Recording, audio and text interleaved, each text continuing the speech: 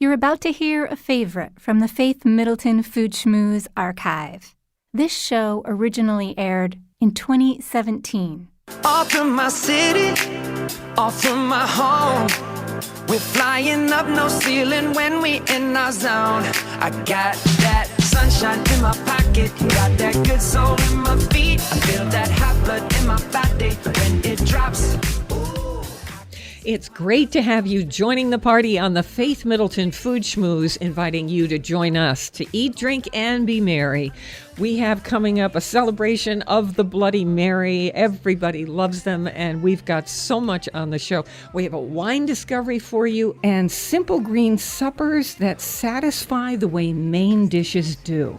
My treasured food buddies are here. Senior contributors Chris Prosperi, Alex Provence, and Robin Doyen Aiken is our senior producer. Hey, everybody. Hey. All right. So we have an exciting show ready for you.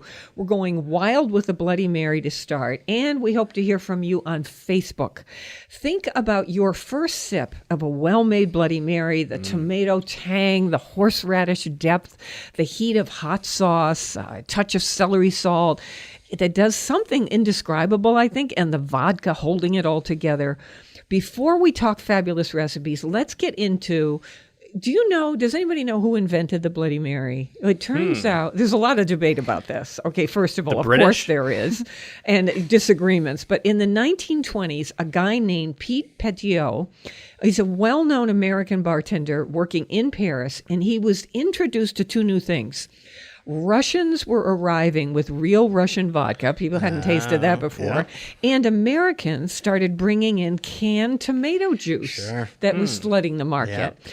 And so Petiot began experimenting, and eventually, of course, he's a bartender. He puts the two together, and what came to be called the Bloody Mary was born, and bartenders got jiggy with it, adding a celery stick for swizzle, Worcestershire sauce, hot pepper, horseradish, celery salt on the rim. It became the rage in New York when Mr. Astor brought Mr. Petiot and his classic creation from Paris to New York City, and he installed him at the renowned King Cole Bar, telling him to let loose his Bloody Mary concoction upon the world, which he did, and customers fell in love. Everybody started copying it.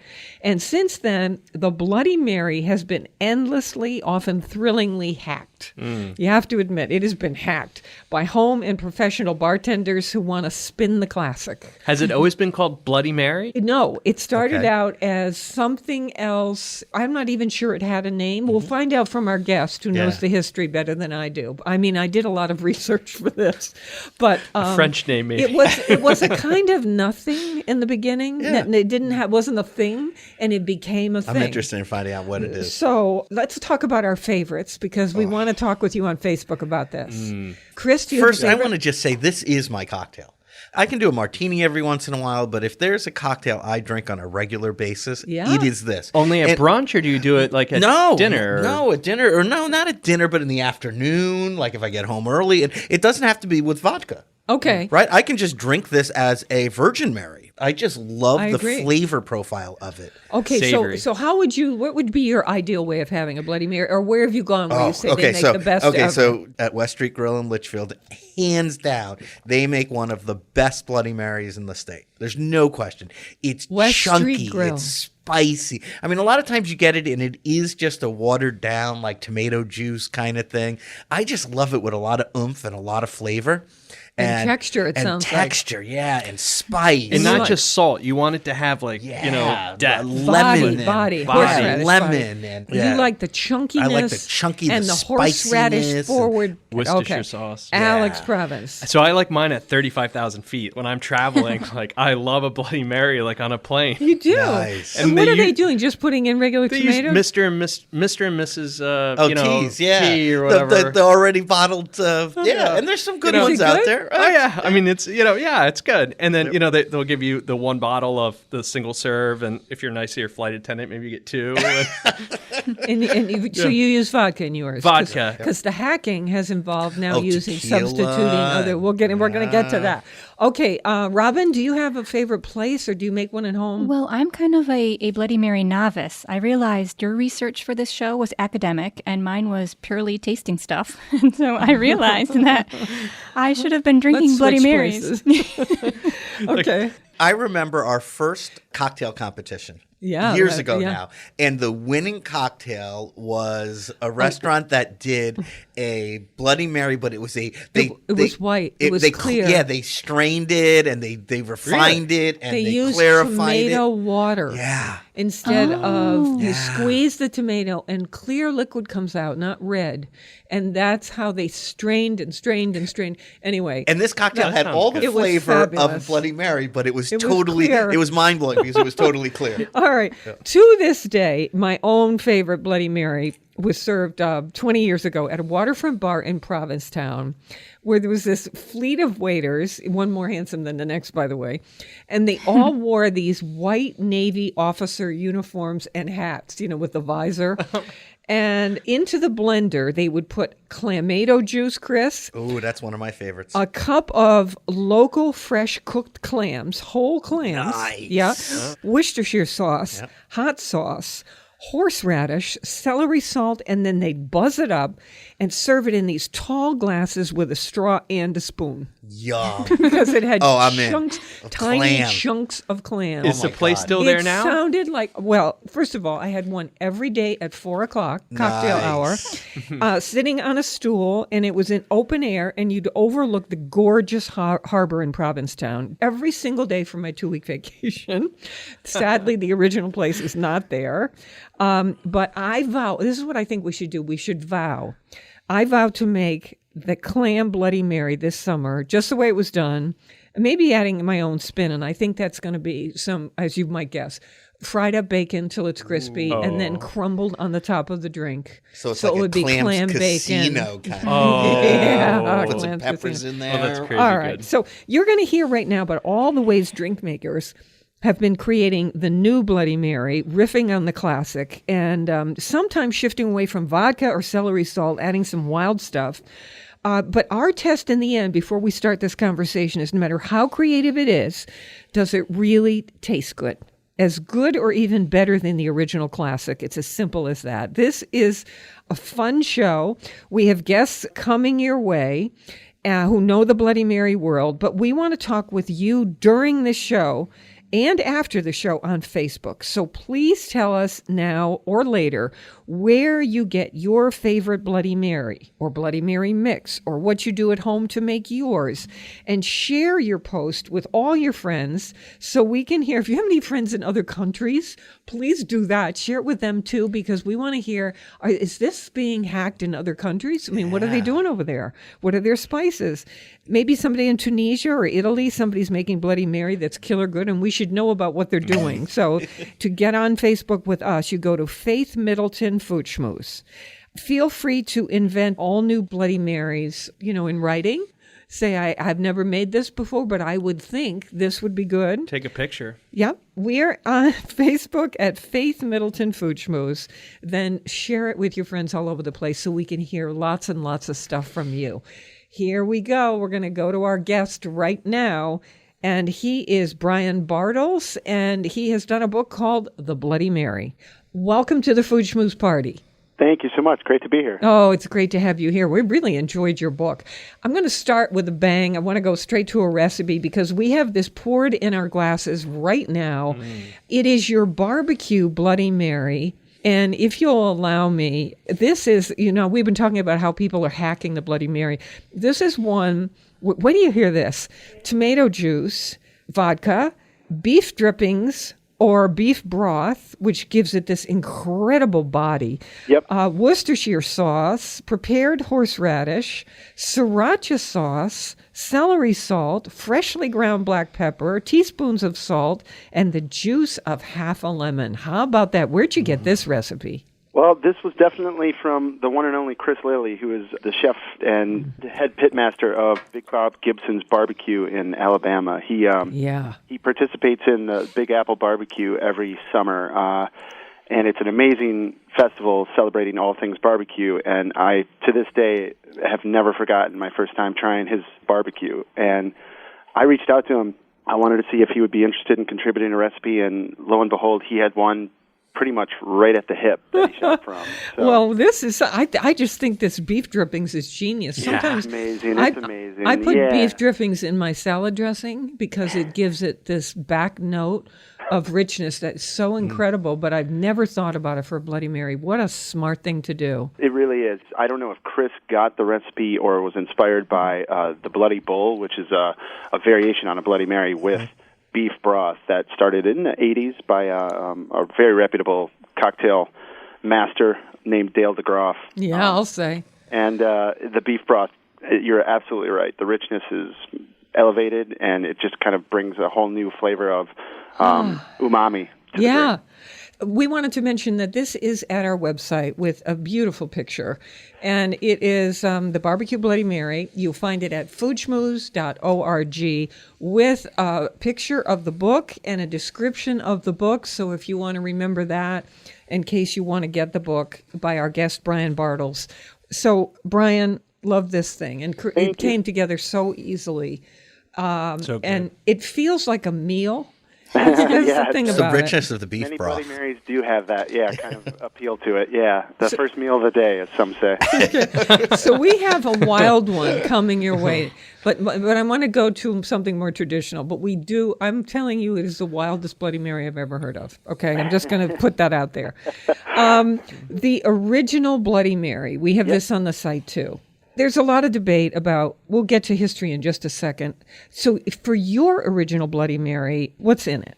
Well, it's really straightforward, actually. It inhabits vodka, tomato juice, and lemon juice. And that's when it decides whether or not it wants to get a little more creative with the extra ingredients, the pepper, the Tabasco, or celery salt. But the really straightforward ingredients were established in Mr. Boston's Deluxe Official Bartender's Guide from way back when. Can I ask you this? So because the story I told, I did a lot of research in prep for this show, and one of the streams of conversation I came upon said that there was a Mr. Petiot who was an American bartender in Paris. Yep. So that's true. So he was the guy who, in that bar, Russians started coming to Paris, and they were bringing Russian vodka. And so that's his first exposure. Then Americans are coming with this canned tomato juice, which was like a new thing. Right. It was very much especially, but rare in the 20s. And people associate Fernand Petiot with the creation of the Bloody Mary in Harry's Bar in Paris in the early 20s. However, canned tomato juice didn't become available until the late 20s, in about 27, 28. And while he does get a lot of publicity for starting that, he actually claims later on in a New Yorker article in the mid-'60s that an actual vaudeville entertainer by the name of George Jessel was the one who created the early version of a Bloody Mary. No, and George Jessel was a yeah. famous guy. He was a famous entertainer. He was a famous entertainer. He invented the Bloody Mary. Well, that is the wildest thing I've ever heard. He lays claim to it, yes. It's an interesting... Why don't we lay claim to it? Yeah. It seems to be the kind of world we're in now. You just lay claim to anything. I invented it. I invented it when I was born. Yeah, without the internet, you could have pretty much created scientific discoveries left and right. But how fascinating to see that it starts with that Russian vodka. Yep. By the way, that Petiot was Mr. Astor installed him at the King Cole Bar in New York and said, "Have at it with your Bloody Mary." That's and right. he did, and it became famous, right? It became famous from that, Yeah. I've been quoted in the past as saying it, but George Jessel had the keys to the Cadillac, but Fernand Petiot pretty much took the Cadillac out in the highway. Oh, you're great, Brian. So we did the original Bloody Mary. We've agreed on the history. And now I must take you to the third thing we have on the site, because, you know, when you hear this, you'll know. How can you not? It is the peanut butter and jelly and Mary. So the PB&J and Mary. PB&J. Seriously? You know, if the apocalypse were upon us and people were burying coffee cans in their backyard, I'd be burying a jar of peanut butter in my backyard. I'm afraid. I love peanut butter. But I'm afraid if I have this, I'll be The Walking Dead. Well, I've never seen The Walking Dead, but I'm told it's quite the show. In terms of entertainment value, this was created to entertain, like all the recipes in the book. And I just love infusing spirits with peanuts, and it comes across really well in vodka and tequila especially. And it actually does wonders in bourbon. Would you walk us through this, how you infused your vodka with peanuts? This is such an intriguing idea. I was very experimental with early recipes, and I just wanted to push the boundaries, but also make it hopefully user-friendly for the home bartender. And my goal was to kind of make something like peanut-infused spirits easy and something that maybe people probably didn't think of before. And it's rare to see it. I know there's allergies out there, and people definitely have their own hesitation to doing something like this when it involves chemistry, but it's really easy to do a small amount of peanuts that are unsalted in a larger 750 milliliter bottle of vodka or tequila and let it sit for 2 hours, shake it once or twice, and then strain it out, and then you've got peanut-infused spirits. And can you really taste it? You can taste it? Oh, my gosh. It's so good. Wow. Yep. I feel like this would be a good Bloody Mary for like a mom's book club.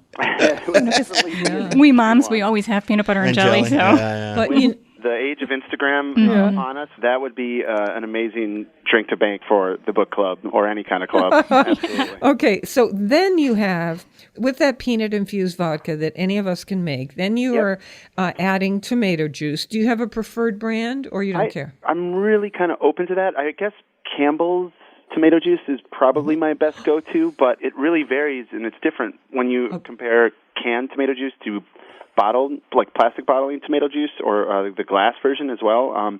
They come across different on your palate. But I like Sacramento. I like Campbell's. That's a famous one. So good on the tomato juice. Now, you put in a little bit of strawberry jam. Yep. And of course, that sweetness elevates it. Hot sauce. You like Cholula for this one. Yeah, Cholula is not too abrasive. It's actually nice and balanced, so you can actually have a good dose of it. Yeah. And it complements the texture. Yeah, it's like a reference to heat, but not burn. Definitely. A squeezed lemon juice. And some Worcestershire sauce. Yeah. And so it's not as if you are doing some crazy thing where you're putting tablespoons full of peanut butter into the drink, which is what I thought this was going to be. It's really impressive how much the peanut and that strawberry jam elevates the tomato, the Worcestershire, and the Cholula. And really? Yeah. Well, tomato's like a fruit. flavor. That makes sense. It is, yep. And they all play nice in the playground together. That's the whole goal. That's a good way of putting it. Yeah. And then do you do anything? What's a Twizzler that you could use? See, you know what I was thinking of? A long pretzel filled with peanut butter. Oh, yeah. We can do that Peanut too. butter pretzel stick. Like a combo? You know those the peanut next butter show. pretzel sticks? Yeah, sure. Okay. The combo Feel mix free to sounds use funny. that, Brian. Okay. You invented it. Our show wants full credit. Yeah. Okay. That's on our website, too, because you just have to try it. The book is called The Bloody Mary, Brian Bartels. We're going to take a short break right now. More mouth-watering conversation and fun ahead on the Faith Middleton Food Schmooze. I hope you will make a charitable contribution to feed the hungry. They are many. We're online now at foodschmooze.org, and we'll be right back.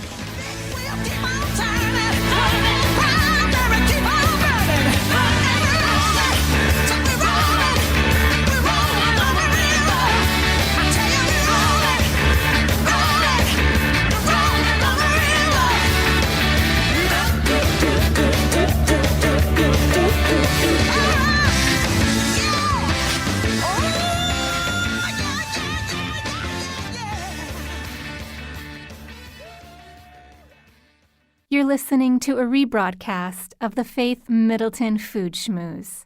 This show originally aired in 2017. Beans and cornbread, beans and cornbread, beans and cornbread. Beans and cornbread had a fight. Beans knocked cornbread out of sight. Cornbread said, now that's all right. Meet me on the corner tomorrow night. I'll be ready tomorrow night.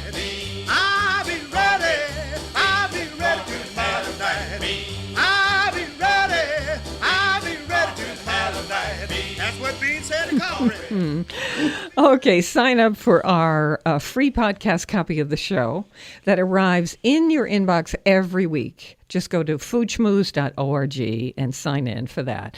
I'm with my treasured food buddies, Chris Prosperi, chef and co-owner of Metro Beast Restaurant in Simsbury, Connecticut, wine broker Alex Province of Hartford, and senior producer Robin Doyen Aiken. Our special guest is Brian Bartels, who's done this book, The Bloody Mary, and we are celebrating Bloody Marys any time of day or night. That is our game here on the show.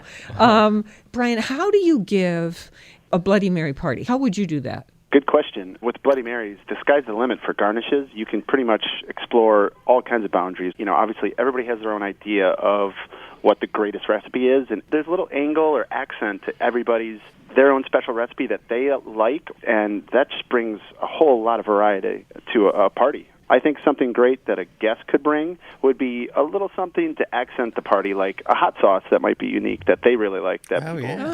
Bringing like Cholula to a party where maybe somebody might not be familiar with Cholula is a really cool way of opening new doors. Yeah, okay. Something like, say you have a beautiful garden in your backyard, you go into a friend's party, and you've got fresh dill. Fresh dill in a Bloody Mary is one of the greatest little accents right on top of the drink itself for all those aromatics, bitters, basically. Yeah. Like it gives you an impression of the drink before you even taste it. Because you've been trying so many Bloody Marys and making them, can I ask you, I have this idea in my head that I would really like to try a Puttanesca Bloody Mary. Oh, wow. Do you think it would work? Sure, absolutely. You know, with the Kalamata olives, the anchovies, the tomato juice, the garlic, the capers, and just buzz it up. Lemon. Yep. Yeah, and that would be delicious. A little hot stuff in there. Genius. Yep. Puttanesca Bloody Mary. I'm going to try it. We're going to try this on the show, as a matter of fact. Then we're going to have Brian back again. I'm going to have to try that, yes. And then we'll have a virtual tasting together and see what we think. Great. Okay? And then we'll talk Bloody Mary some more because there's so many more ideas. There's so many. It's endless. It's great. Brian Bartels, The Bloody Mary. Go to Facebook right now and start this conversation with how do you do your Bloody Mary? What special ingredient? Where do you go for the best Bloody Mary? Do you have a special mix? Everything. We want to talk Bloody Marys with you on Facebook. Here's where we are on Facebook. Faith Middleton, Food Schmooze. That's how you'll find us. And this book, the recipes from the book, information about the book at our website, foodschmooze.org. Thank you, Brian. Thanks for having me. Oh, there's more on the show. Wait, you're just not going to believe what's coming up. But I don't want to stop yet on the Bloody Marys because we've now agreed to do part 2. I am challenging all of us. There's no surprise with me. You know I'm going to try this Puttanesca Bloody Mary. Everybody, sort of Robin, Alex, and Chris, and we're going to ask Mark Raymond. He's a Bloody Mary king, that guy over there. We're going to ask everybody to come up with what you think could be an original Bloody Mary. Because I'm guessing the Puttanesca Bloody Mary hasn't been invented. Of course, it's probably right online if you Google it. But that's okay. I'm going to have to make it up from scratch. Look, he's Googling it. You invented it. Okay. Come on. I'm looking right now. Okay. Now, so I wanted to mention what we used on a Bloody Mary we made in the studio and just tasted. And I'm going to take the top off the bottle and pour it into the dregs of my Bloody Mary glass.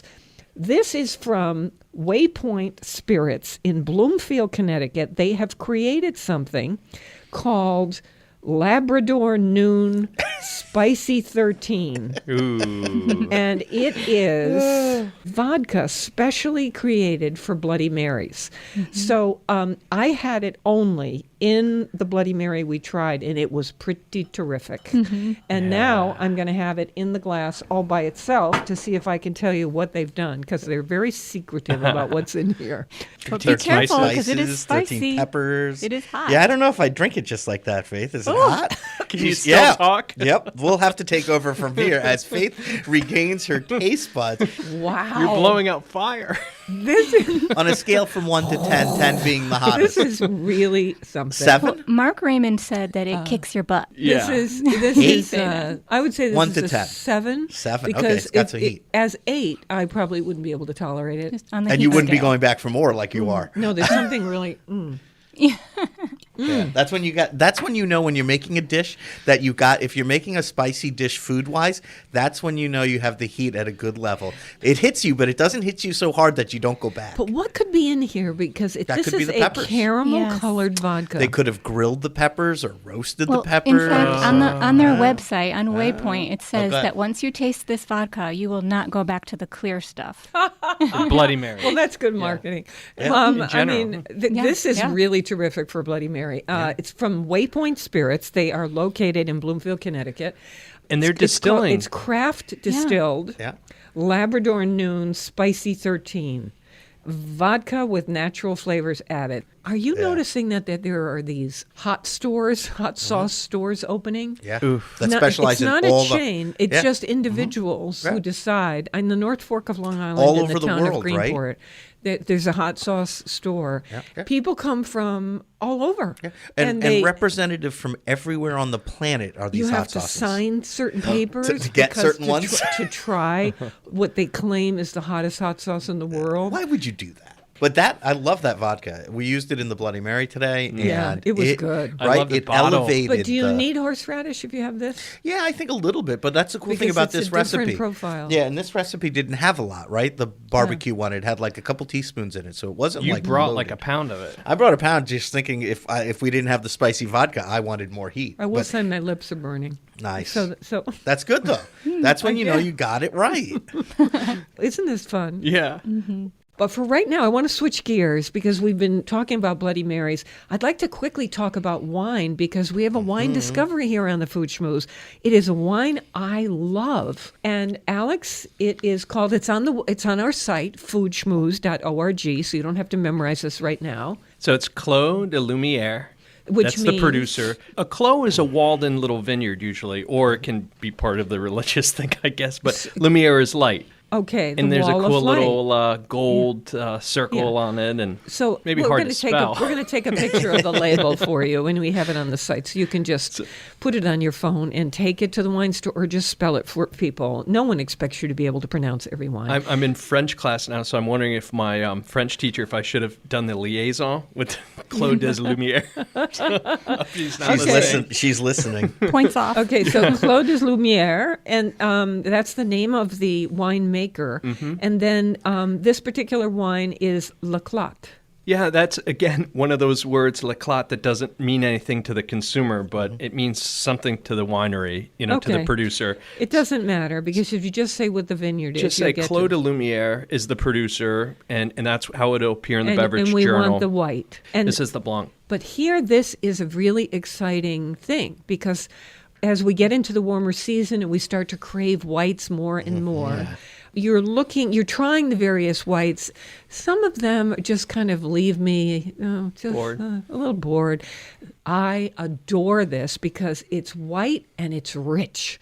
And the trick of this is that's Côte de Rhone, a white Côte de Rhone. So that's why we brought it in, because everyone knows red Côte de Rhone. Everyone thinks of red Côte de Rhone as, it's by the glass. You serve it slightly chilled. People like it. So when we had the chance to bring in a white, I thought this is really neat. It's kind of like Chateauneuf de Pape is known for red, but the whites are really rich and delicious. Chateauneuf de Pape, so it's that same idea. It's a blend. So let me just pour a little in the glass. Go ahead, Chris. Talk while I do that. Yeah, for me, this was like porch wine. Right? Yeah. This is something you can have with a meal, but it's also a great glass of wine now that it's warming up. Yep. This Sunday, I'm going to sit on the porch and just enjoy the fact that it is not snowing anymore. So this does have a dual personality, or a multifaceted personality at the very least. Clos de Lumière, and it is, because it's a white Rhone wine, that it has incredible body, and yet it's sprightly in its taste, kind of sporty, but yet a richness which will make it go with everything imaginable. This is such a food-friendly wine. And Chris, I agree completely. It's also just a sipper, and that you won't get tired of by the end of the first glass. This is like 5 thumbs up for me. Awesome. And now let's talk about price. Sure, what do we say? That's the best part. So it's $14. Go to your favorite wine shop, and they'll have it on the shelf for $14. They should anyway. And we're going to tell you on the site, foodschmooze.org, what to say at your wine store, who the distributor is, And there you go. And the fun thing about this wine is it has body. So like you said, so when you taste it, it's like thick like Chardonnay. And then it has another grape. So it has no Chardonnay, but it's Grenache Blanc, Bourbon Blanc, and which is a fun one to say, and then Viognier. And the Viognier is really perfumey. So when you smell it, it's like fruity smelling. This is delicious. I just took a sip. Yeah, delicious. I was laughing, thinking like, what would this go with? And I was thinking, Southern Rhone food like cassoulet or something. And I was saying, what are you talking about? This would go like with a picnic table. I mean, this is just like, it's just like it would go pantry with wine. I could have this with a grilled steak too. Oh yeah. Or just when you come home from work and it's a Stelvin, it has a screw cap, so it's easy to open. It's funny. I only look for those wines now. Can I say the grapes one more time? Because there's a Grenache Blanc, the white Grenache Blanc, 40%. And then the Viognier you mentioned, Alex, 40%.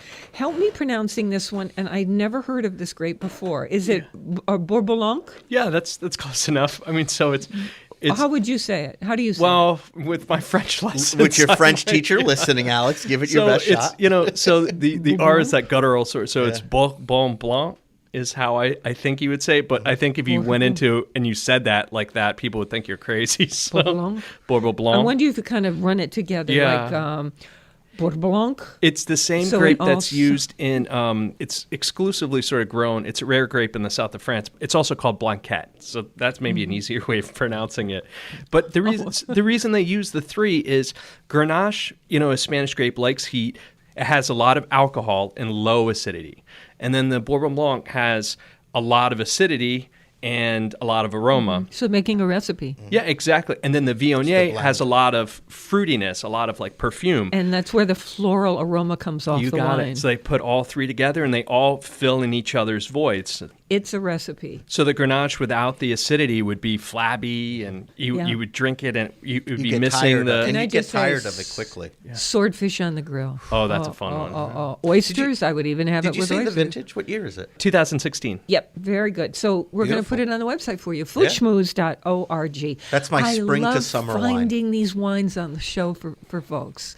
This is one of the most exciting things we do. And when it's under $15, that's I think even that better. makes it better. I know. It's just thrilling to me. So this is going to be my summer wine, I've decided. Always keep a few in the refrigerator, chilled, ready to go. Yeah. Yes, there's no room last for... minute guests, And with all these wines that we always recommend, there's no weird additives, there's no like sugars added, no nonsense. This is all authentic, wholesomely made. It's the real stuff. These wines we're choosing are all handmade in a traditional manner. So well said, Alex, and thank you so much for this discovery. Thank you. Yummy.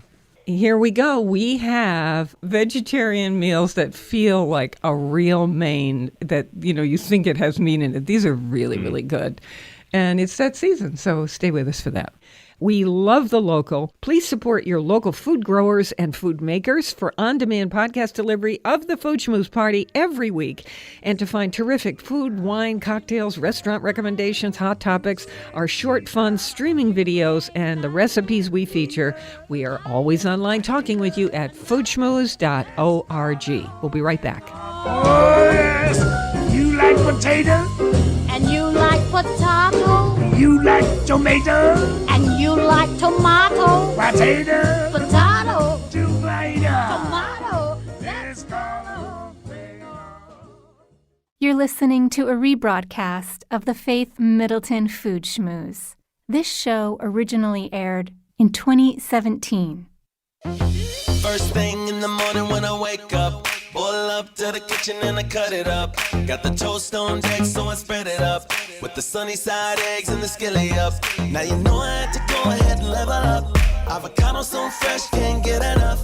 Orange juice in the fridge, so I pour it up. Hands up real high for the Breakfast Club. Avocado, avocado, avocado, avocado. Yeah, and you know what's up. Avocado, avocado, avocado, avocado. This is the Food Schmooze Party, offering the richness of life and coming to you in Connecticut, Rhode Island, Massachusetts, and New York, including Westchester County, the East End of Long Island, the Hamptons, of course. The senior producer is Robin Doyon-Aiken.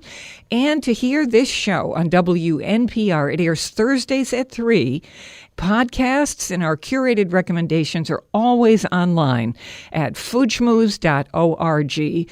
And of course, you can talk with us on Facebook too. Search Faith Middleton Food Schmooze. Here we go, my friends. This is really a book that I think is terrific. It's called Simple Green Suppers. Here's the question. How do you get a green supper with lots of vegetables as they're coming out and more as the season goes on? How do you get them to taste like and feel like you're having a main dish? Your head isn't on a swivel. You're not saying to yourself, what else is there? I think I'll go home and have real dinner. You just say, wow, this is it. That's what our author, Susie Middleton, has done. She's got a farm now out on Martha's Vineyard. You may remember her name because she's done other cookbooks we featured on the show. She's really good. Great curator of recipes and vegetables and fruits and everything else. Used to be a fine cooking. Okay, so Simple Green Supper, Susie Middleton. Welcome to the Food Schmooze. Welcome back, I should say. Oh, Faith, I'm so glad to be with you guys today. Thanks for having me. Before we get to your avocado toast, one of my favorite things, tell me, what's your philosophy with this? Have I got it kind of right? Yeah, definitely. Well, I kind of tiptoed over the line from eating a lot of vegetables to eating vegetarian a few years ago, and I was facing this, well, how do I get a quick supper on the table every night with I've got my fresh veggies, now what do I do?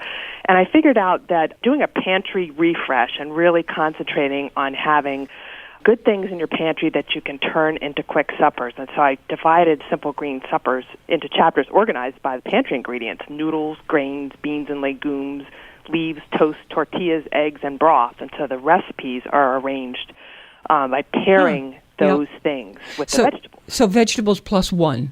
Yes, and that one might be any of the things you mentioned. And that stuff that you've chosen is what makes give this umami kind of feeling, like it's kind of meatiness. Fullness. Yes. That, and I've got about 30 little quick sauces in the book that you can make ahead, and I have a lot of make-ahead tips, too, so that they're little flavor boosters, which, as you know, is kind of one of my things. Yeah, me too. So you can, you take your pantry staple, your fresh veggies, and a quick little sauce, and, boy, you've got something pretty good, pretty fast. So it's not going to come probably as a surprise to you as you listen to this show that avocado toast has become a thing. I mean, it's a thing. It's a meal. The question is, now chefs are starting to get adventurous with this avocado toast. And I love this because it's becoming even more delicious. I love avocado. I love the crunchiness of a piece of toast. The question is, what could you do with just the mashed avocado and the toast to make it sing and be just crazy good where you think, wow, this is a meal all by itself. So this is Susie Middleton's avocado toast with no relation, by the way. Baby kale, blue cheese, pecans, quick pickled radishes. In other words, you do them really super fast, and a little drizzle of honey. Tell me about this. 2 toasts per person. Oh, it's so good. Well, it has a little baby kale salad on it, and I take this lemon and olive oil that I dress the kale with, and I first toss the sliced radishes with it. So the quick pickled radishes are instant. And this is a toast that has layers of flavor. We start with spreading with a warm toast, and I really like putting your toast under the broiler or on the grill so it gets crisp on the outside and still a little tender on the inside. And you spread some blue cheese, your favorite blue cheese. If you don't like blue cheese, you could do some goat cheese. Then layer on your avocados. Then you take your little baby kale, toss it with a little of the lemon and olive oil, sprinkle that over the avocados, toss on some toasted pecans, and garnish with your quick pickled radishes and a little drizzle of honey. And really, this is so incredibly satisfying. I know. Some people will mash the avocado. You slice it. I do. And put it on. So it's you more don't like a composed salad on toast, but it's still edible. Sounds so incredible to me. And I have to say, because we didn't make this one, but we did make the next one. We're going to tell you about this. And it was wildly good. So this is the avocado toast. Susie Middleton, her book, Simple Green Suppers. And her idea is the greens and then +1, and she goes through all what the +1 opportunities are. grains, noodles, beans, leaves, toast, tortillas, eggs, broth. You just heard us do the one with the +1 as toast. Yeah, toast is my favorite chapter. I hate I have to admit it. You're not supposed to play favorites, but there's some darn good recipes in there.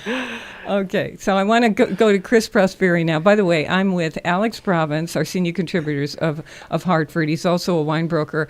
Robin Doyon-Aiken, our senior contributor and a member of the show. Chris Prosperi of Metro Beast Restaurant in Simsbury, Connecticut. Bailey Pryor, the filmmaker. And we have Mark Raymond, wine broker of Wethersfield, Connecticut. So, Chris, tell me about this, because we asked you to make this for us. This was baby potato, greens, baby potato, greens, garlic, and chickpea hash. Okay. Wow. But before we go there, you know what? When I first started cooking, I fed macrobiotics in a restaurant in Florida. And this kind of cooking and the recipes in her book kind of bring me back to that. And the hardest thing we had to do cooking for macrobiotics is making them feel satisfied. And it wasn't just a feeling of, oh, this tastes good. It was more their bodies were satisfied, right? They got the proteins, the amino acids they needed. I think she's definitely figured this out in a more simplified way. Wow. And I'm thinking about when we ate this. And as I was cooking it, something was in my head going, why does this type of cooking look so familiar to me? And that's why. It really does. You don't need to be a meat eater if you could figure this out, because you get everything you need in each one of her recipes. I ate this so fast. And totally, but totally satisfied, right? Absolutely. Yeah. And I'm totally satisfied. And that's how she does it. Okay. All right. So tell me what you did, Christopher. It takes a little time, but this is an easy recipe. Okay. Take potatoes, put them on the stove and some water, a little bit of salt, and bring them up to a simmer. Cook them for about 25 minutes, but while you're doing that, you get the rest of it ready. And it starts with melting a couple tablespoons of butter in a pan, and you get your drained chickpeas. This is one of her pantry items. Again, chickpeas protein. Canned, drained. Get them in a pan, and you kind of toast them. And again, this is a way that she gets the flavor, right? So if you would put these in butter. 5 minutes. Yeah, but if you put these in butter and just sort of swirl them around and then continue the recipe, you're not going to get the same thing as she does when she gets them in there for 5 to 7 minutes in the butter, getting them nice and toasted, right? You're adding more flavor to it, and when you're not using meat, you need that kind of thing. And can I say that when I have canned chickpeas, they feel to me as if I'm eating chickpeas that haven't been cooked enough. Yes. And chalky. And Chris, you are so right on with all of this, because this is exactly what I'm trying to do. I love browning things because it brings that flavor. And Faith, you can brown canned chickpeas, and it really, really helps the texture and the flavor. And it's the one thing I do recommend that people cook themselves as opposed to the other canned beans, but you can also use canned too. So. Okay. So, Chris, then you, in that same pan, you added those chopped greens. No, you add garlic first, and you get that going a little bit, and then you add your greens in there, cook that, right, get them wilted and nice, and then what you really do is sort of push that off to the side. Swiss chard. Can I just, Swiss chard, spinach, broccoli, young kale, whatever you want. We use baby kale because that's what's coming out of the garden right now is baby kale, so that's what I used. And then once it's wilted, you sort of push it off to the side, so you open up a space in the pan. Now your potatoes are done, you drain them, you add a little bit of butter back to that side of the pan, and you throw your potatoes in whole, and I love this. You take a back of a spoon or a potato masher, and you just sort of give them one pop that sort of flattens them, crushes them a little bit, but still leaves them in big pieces. So that's where that texture came from. Then you take that and you sort of get them nice, and you start browning them. Then you mix it all up. You sort of get it into a nice hash-looking thing, and you, again, go back and brown it. So now you have all this stuff mixed together. You leave it in one big pile, and you brown one side of it, and then with a spatula, you very carefully flip it, and you have this one big thing. Again, extra crispiness, extra flavor from the browning.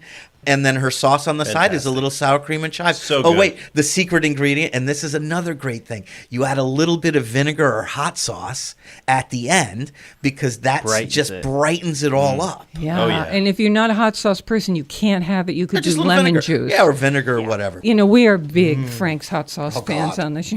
So just like a couple glugs, and then oh my God. Sour cream and chives on the side. Really, Oh, Susie. Chris, that was such a good description. Thank you. You know why? Because we just ate it, and it's still with me, and it is such a great tasting dish. Can I tell you, we are really excited because Susie and her publisher have allowed us to put that hash recipe on our website and also to put the avocado toast recipe on our website at foodschmooze.org. Susie, thank you so much for that. And we have one more at the website we're going to tell you about. Avocado toast for lunch and the chickpea hash for dinner, and you're set. Yeah. There you go. There you go. You're 2/3 vegetarian, and I guess you can have meat at breakfast. Heaven. Right? It's like, Those are proving to already be the two of the most popular recipes in the book that people are cooking a lot of. So you can do that. See, so Robin, these are big votes from Robin, so I'm going to give her credit. Robin's the best. She is the best. I think so too. Okay, this is a recipe for the Spring Farmers Market stir fry. Now, you say spring on the recipe, but the fact is that throughout so much of the year, because of the world we live in, we on the show are not necessarily these practitioners of you only eat what grows within 2 minutes of your house. So we know that we can get a lot of things year-round, and during the season when things are flooding the markets, to do a stir fry like this, wow, are you in heaven. Chris, you talk about doing this all the time in your way. So you can do it in a stir fry pan, you can do it in all kinds of ways. So Susie, tell us about this, because you're working with Japanese turnips. Where are we going to get those? Well, I love them. I've been growing them in the garden and selling them at my farm stand, and this is one of those ones where I'm pushing a little bit towards something that is not as readily available, but I'm hoping it will be soon.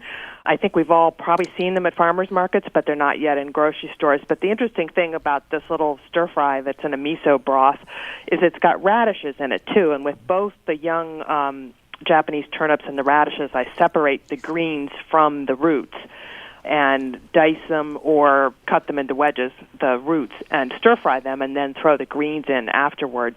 So you could do this with carrots or kohlrabi or any other sort of springish type, even green beans, any kind of vegetable if you can't find the turnips. Or any vegetable during any part of the summer in particular.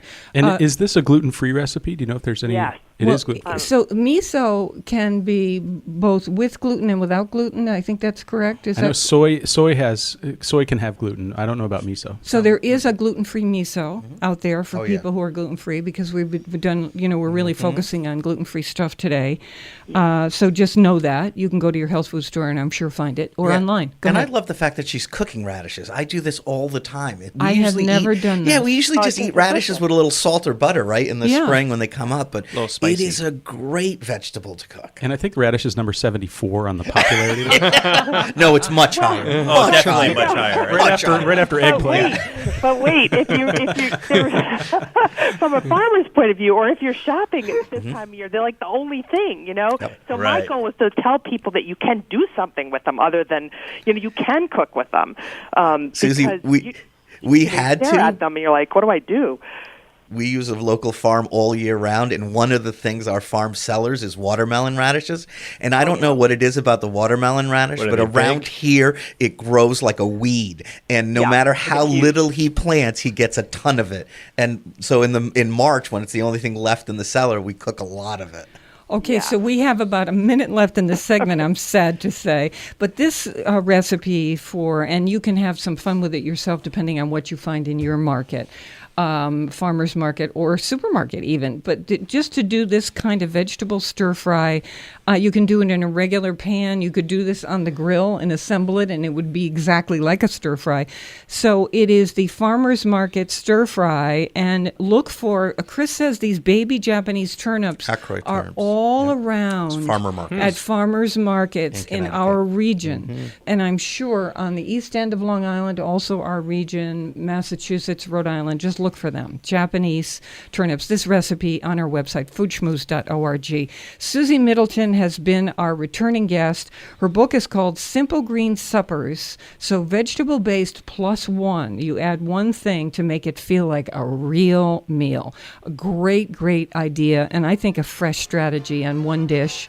Vegetarian cooking. And a lot of this, of course, gluten-free. Susie, thank you so much for being on the show. Faith, thanks so much for having me, and you guys have a great day. And don't eat any more potatoes. Okay, the healthful vegetable. We're gonna be coming to your vegetable stand one of these days on Martha's Vineyard. Bye, Susie. Take care. Bye bye. Bye bye. And remember, never eat more than you can lift. In New Haven, I'm Faith Middleton.